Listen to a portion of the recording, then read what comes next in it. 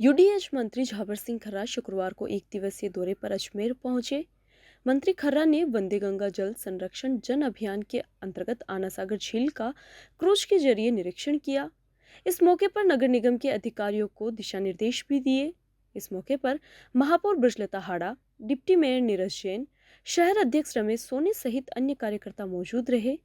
वहीं उन्होंने कहा कि आना सागर झील में साफ पानी आए, इसके लिए हर संभव प्रयास किए जा रहे हैं। वहीं उन्होंने कहा कि राजस्थान में नगर निकाय के चुनाव 2025 में ही होंगे। मंत्री झाबर सिंह खर्रा ने कहा कि वंदे गंगा जल संरक्षण जन अभियान के अंतर्गत आज आना सागर झील का निरीक्षण किया है।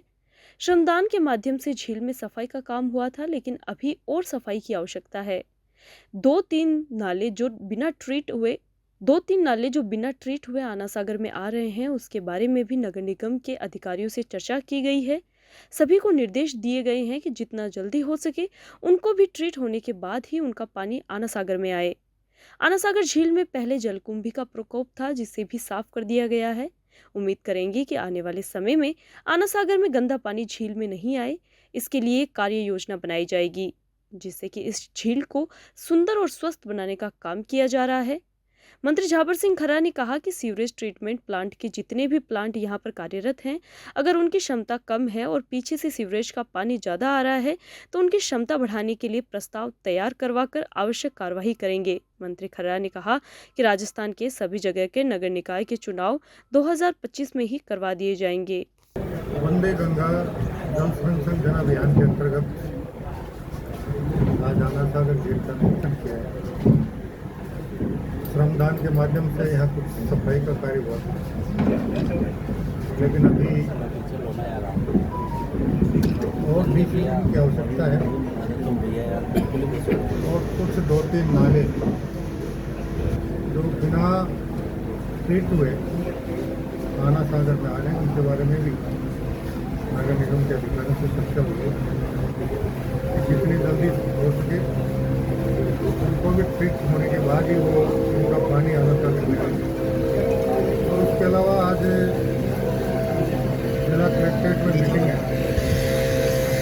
कोशिश करेंगे कि यहाँ के आम जन से और यहाँ के जो बड़े उद्योग हैं उनके CRS की डीसिल्टिंग के कार्य के लिए बड़ी मशीनें उनसे ली जाए। उससे पहले इसमें जलकुंभी का भयंकर प्रकोप था, अब आना सागर को जलकुंभी मुक्त कर दिया गया और उम्मीद करेंगे कि आने वाले समय में इसकी डीसिल्टिंग होगी और गंदा पानी इस झील में नहीं आए।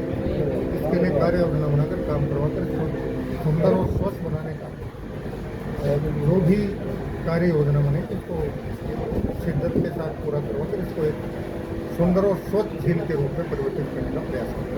मंत्री जी STP की बात कर रहे हैं, लेकिन बिना ट्रीट किए सीवरेज का सारा गंदा पानी आना सागर में डाला जा रहा है। नाले सीवरेज का ट्रीटेड पानी इसमें आ रहा है, लेकिन अभी भी दो तीन नाले ऐसे जो बिना ट्रीटेड आना सागर में आ रहे हैं। उसके बारे में चर्चा है, उसके लिए भी कार्य योजना बनाकर उनको भी बिना ट्रीट हुए आना सागर झील में गंदा पानी नहीं आए, इसके लिए कार्य योजना बनाने के लिए नगर निगम को निर्देशित करेंगे। सीवरेज ट्रीटमेंट प्लांट को लेके भी कोई नया प्लान बनेगा क्या सर? क्योंकि जैसा हम नालों की बात नहीं कर रहे, पर्टिकुलर केवल सीवरेज ट्रीटमेंट प्लांट के जितने भी प्लांट यहाँ आज की तारीख में कार्यरत हैं, अगर उनकी क्षमता कम है और पीछे से सीवरेज का पानी ज़्यादा आ रहा है, तो उनकी क्षमता बढ़ाने के लिए भी हम प्रस्ताव तैयार करवाकर आवश्यक सभी कार्रवाई। सर, नगर निगम कई दावे कर रहा है कि नाले साफ कर दिए मानसून को देखते हुए, लेकिन अभी भी कई नाले ऐसे हैं जो हैं, अभी आपने प्री मानसून के अजमेर में बारिश देखी, लेकिन नाले तो खाली देखिए। और आज भी जो जिला स्तरीय मीटिंग है उसमें चर्चा होगी। कल शाम को आने के बाद मैंने KT कॉलेज के पास जो एक बावड़ी है वो भी देख के आया हूँ, शहर में एक तालाब था वो भी देख के आया हूँ।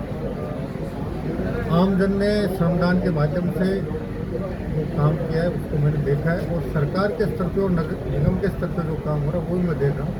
इसकी सारी समीक्षा आज की कलेक्ट्रेट में ऐसे सर, नगर निकाय चुनाव कब तक होने के समय? 2025 में नगर निगम सारे राजस्थान के नगर निकाय के चुनाव एक साथ।